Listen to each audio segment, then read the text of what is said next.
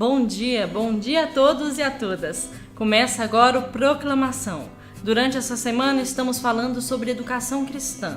Com o objetivo de apoiar e fortalecer o ensino bíblico nas igrejas, a Convenção Batista Brasileira traçou um plano diretor de educação religiosa.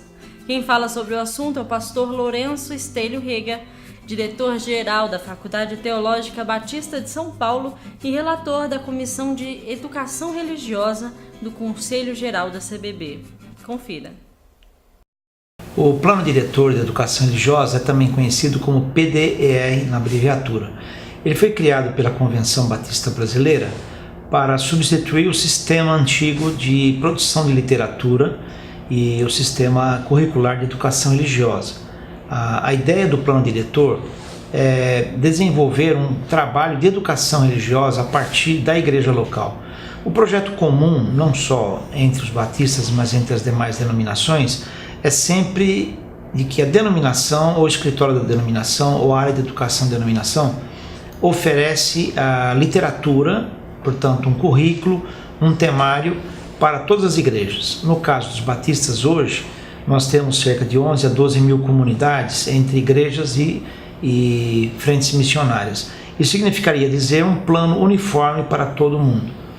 O que acontece? O PDR inverte esse processo. Em vez de a educação ser oferecida de cima para baixo, ela deve ser produzida de baixo para cima. Isto é, levar a igreja local a desenvolver um próprio projeto pedagógico, portanto, um sistema educacional e uma matriz curricular que seja própria para que ela desenvolva a educação a partir do seu perfil, a partir das suas demandas, a partir das suas necessidades.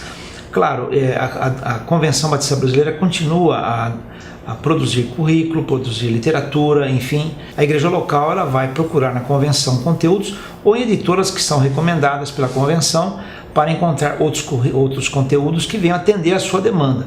Por exemplo, se temos uma igreja que o entorno dela é um entorno em que ela está inserida numa região de grandes residências de classe média, média alta ou média baixa, você vai conhecer o perfil da carência daquela população e pode capacitar os membros da igreja a desenvolver, por exemplo, um tipo de trabalho evangelístico que seja específico para aquela necessidade.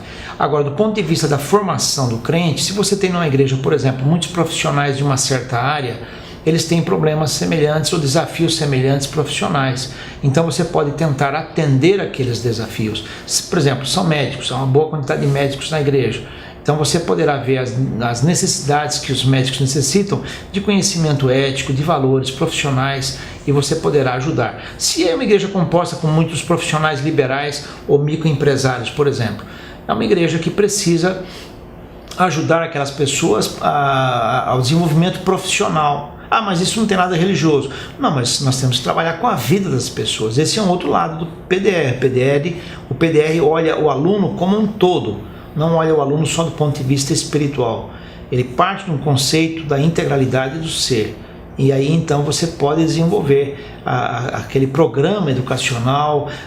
Nós esperamos que você, que é pastor, possa compreender as grandes vantagens do PDR. Não é um outro programa.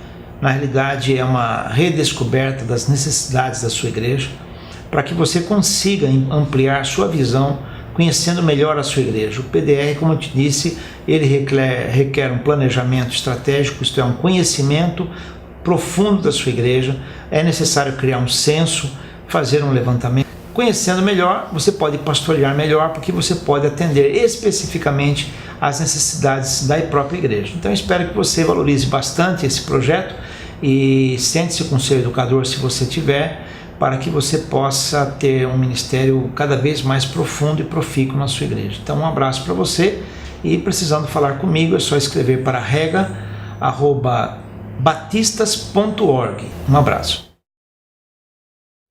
Pastor Paulo Eudes, pastor da Primeira Igreja Batista em Garanhuns, dá continuidade às mensagens dessa semana, falando sobre a nossa decisão perante o imenso amor de Deus. Confira. Bom dia, que a graça e a paz do Senhor Jesus esteja preenchendo as nossas vidas, para que assim possamos compreender o seu grande amor revelado no próprio Jesus Cristo. Essa semana nós estamos tratando deste amor de Deus revelado no próprio Senhor, na prática, para que então nós possamos estar sendo despertados a vivê-lo conforme vontade de Deus. Na palavra de ontem nós falamos da reação diante deste amor. Hoje nós vamos estar falando da nossa decisão diante deste amor revelado em Cristo Jesus. Mas eu quero relembrar para você o texto que se encontra lá no livro de Deuteronômio, capítulo 6, e em especial no versículo 5, que nos informa: amarás, pois, o Senhor teu Deus de todo o teu coração, de toda a tua alma e de toda a tua força. Quando nós olhamos para esse texto, então surge uma pergunta, e eu gostaria que você pensasse comigo a partir desta pergunta: para que você vive? Talvez muitos de nós estejamos vivendo simplesmente de acordo com os nossos projetos, daquilo que nós temos sentado, escrito, planejado e temos gastado longo tempo em nossa vida. Planejar é excelente.